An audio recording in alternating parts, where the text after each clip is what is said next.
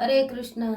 मैं राधिका प्राण वल्लभ देवी दासी आपका स्वागत करती हूँ अपने YouTube चैनल में। और श्रीमद् भगवद गीता यथारूप अध्याय 2 श्लोक नंबर 60। तो आज का हमारा जो श्लोक है वो 60 है और अध्याय कौन सा है? 2 है। ओम ज्ञानम तिमिरांधस् ज्ञानंजनं शलाकया चक्षुरुन्मीलितं येन तस्मै श्री गुरुवे नमः। श्री चैतन्य मनोभीष्टं स्थापितं येन भूतले स्वयं रूपा गदा मह्यं ददाति स्वपदान्तिकम्। नमः विष्णुपादाय कृष्णप्रेष्ठाय भूतले श्रीमान् कृतदास अधिकारिति नामिने। नमः विष्णुपादाय कृष्णप्रेष्ठाय भूतले श्रीमते भक्ति वेदांत स्वामिनीति नामिने। नमस्ते सरस्वती देवे गौरवाणी प्रचारिणे निर्विशेष शून्यवादी पाश्चात्य देश तारिणे। हे कृष्ण करुणा सिंधु दीनबंधु जगतपते गोपेश गोपिका कांत राधा कांत नमस्तुते। तप्त कांचनम गौरांगी राधे वृंदावनेश्वरी विशिभानुसुते देवी प्रणमामि हरिप्रिये।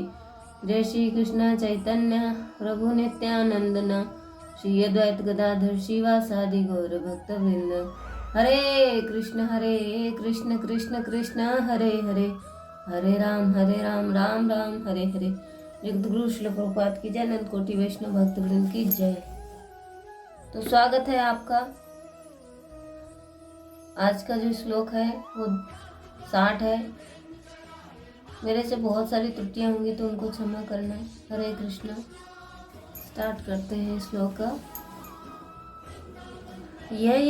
यतता हि अपि कौन्तेय पुरुषस्य विपश्रिता इन्द्रियाणि प्रमाथीनि हरन्ति प्रसभं मनः। यतता हि अपि कौन्तेय पुरुषस्य विपश्रिता इन्द्रियाणि प्रमाथीनि हरन्ति प्रसभं मनः। यतता हि अपि कौन्तेय पुरुषस्य विपश्रिता इंद्रियाणि प्रमाथीनि हरन्ति प्रसभं मनः।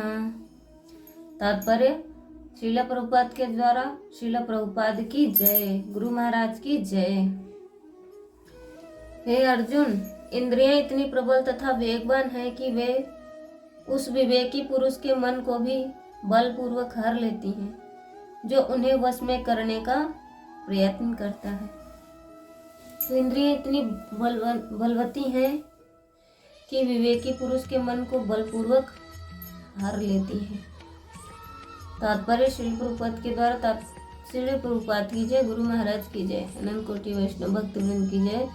तो मैं जो भी बोलूँगी वो भगवद गीता से बोलूँगी। हे प्रभु, मुझे आज्ञा दीजिए, आपकी वाणी को प्रस्तुत करने जा रही हूँ। उसमें बहुत सारी त्रुटि है, मेरी लायकात नहीं है कि मैं कुछ बोल पाऊँ, फिर भी क्षमा करना।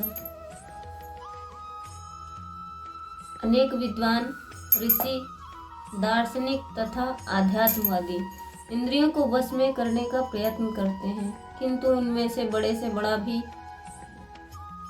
कभी कभी विचलित मन के कारण इंद्रियों भोग का लक्ष्य बन जाता है। यहाँ तक कि विश्वामित्र जैसे महर्षि तथा पूर्ण योगी को भी मेनका के साथ विषय भोग में प्रवृत्त होना पड़ा। विश्वामित्र तो पूर्ण योगी थे, पूर्ण योगी को भी उनको मेनका के साथ विषय भोग प्रवृत्त होना पड़ा। यद्यपि वे इंद्रिय निग्रह के लिए कठिन तपस्या तथा योग कर रहे थे। विश्व इतिहास में इसी तरह के अनेक दृष्टांत हैं। अतः पूर्णतया कृष्ण भावना भावित हुए बिना मन तथा इंद्रियों को वश में कर सकना अत्यंत कठिन है। मन को कृष्ण में लगाए बिना मनुष्य ऐसे भौतिक कार्यों को बंद नहीं कर सकता। परंतु साधु तथा भक्त यमुनाचार्य ने एक व्यवहारिक उदाहरण प्रस्तुत किया। वह कहते हैं,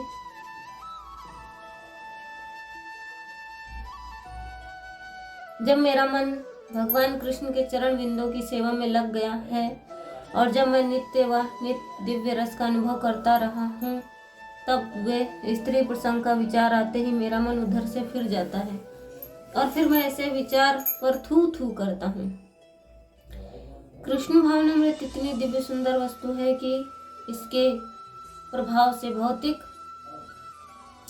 भोग स्वतः नीरस हो जाता है। यह वैसा ही है जैसा कोई भूखा मनुष्य प्रचुर मात्रा में पुष्टिदायक भोजन करके अपनी भूख मिटा ले। महाराज अम्बरीश भी परम योगी दुर्वासा मुनि पर इसलिए विजय पा सके क्योंकि उनका मन निरंतर कृष्ण भावनामृत में लगा रहता था। सावे मना कृष्ण पादारविंदयो वांचासि वैकुंठा गुणान वर्णे यततो अपि प्रसभम मना। जो स्वयं यत्न करता है, साधन करता है, हर एक काम को विवेक पूर्ण करता है, आसक्ति और फलेच्छा का त्याग करता है, दूसरों का हित हो, दूसरों को सुख पहुँचाने, दूसरे का कल्याण हो, ऐसा भाव रखता है और ऐसी वैसी क्रिया भी करता है, जो स्वयं कर्तव्य अकर्तव्य सार असार को जानता है और कौन कौन से कर्म करने से उसका क्या क्या परिणाम होता है, इसको भी जानने वाला ऐसे विद्वान पुरुष के लिए यहाँ यततोऽपि पुरुषस्य विपश्रिता पद आए हैं। प्रयत्न करने वाले ऐसे विद्वान पुरुष भी प्रथम नशील इंद्रियां उसके मन को बलपूर्वक हर लेती हैं, विषयों की तरफ खींच लेती हैं, अर्थात यह विषयों की तरफ खींचा जाता है, आकृष्ट हो जाता है। इसका कारण यह है जब तक बुद्धि सर्वथा परमात्मा तत्व में प्रतिष्ठित नहीं होगी, कृष्ण भावना भावित नहीं होती बुद्धि में संसार की यत्किंचित सत्ता रहती है, विषेंद्रियां संबंध से सुख होता है, भोगे हुए भोगों के संस्कार रहते हैं, तब तक साधारण साधन परायण बुद्धिमान विवेक पुरुष की भी इंद्रियां सर्वथा वश में नहीं होती। इंद्रियों के विषय सामने आने पर भोगे हुए भी भोगों के संस्कारों के कारण इंद्रियां मन बुद्धि को जबरदस्ती विषयों की तरफ खींच ले जाती हैं। ऐसे अनेक ऋषियों के उदाहरण भी आते हैं जो विषयों के सामने आने पर विचलित हो गए, अतः साधक को अपनी इंद्रियों पर कभी भी मेरी इंद्रियां वश में हैं ऐसा विश्वास नहीं करना चाहिए और कभी भी यह अभिमान नहीं करना चाहिए कि मैं जितेंद्रिय हो गया हूँ।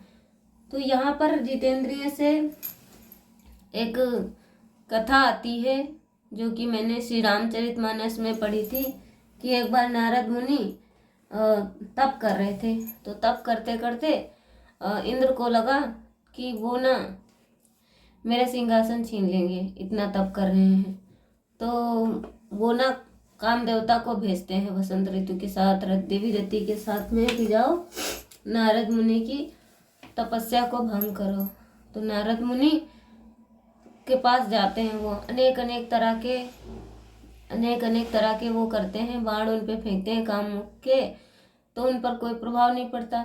तो फिर भगवान कृष्ण उनके हृदय में निर्देशन देते हैं कि देखिए नारद जी, आपके मतलब आप तप कर रहे हो, आपकी तपस्या को भंग करने के लिए काम देवता आए हैं और इंद्र ने भेजा है। तो फिर इनका वो नारद जी उनको डांटते हैं काम देवता को कि अरे मूर्ख, मैं तो संसार के कल्याण के लिए तप कर रहा हूँ, मैं कोई सिंहासन विंहासन नहीं किसी का लेने वाला हूँ, तो और जाओ यहाँ से।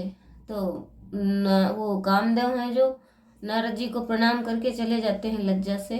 तो फिर नारद जी को अभिमान हो जाता है, तो नारद जी वहाँ जाते हैं शिव जी के पास। तो वहाँ अभिमान से कहते हैं जाके कि मैं अब तो जितेंद्रिय हो गया हूँ, मैं कामदेव पर विजय प्राप्त कर लिया हूँ और अब मैं जितेंद्रिय हो गया हूँ।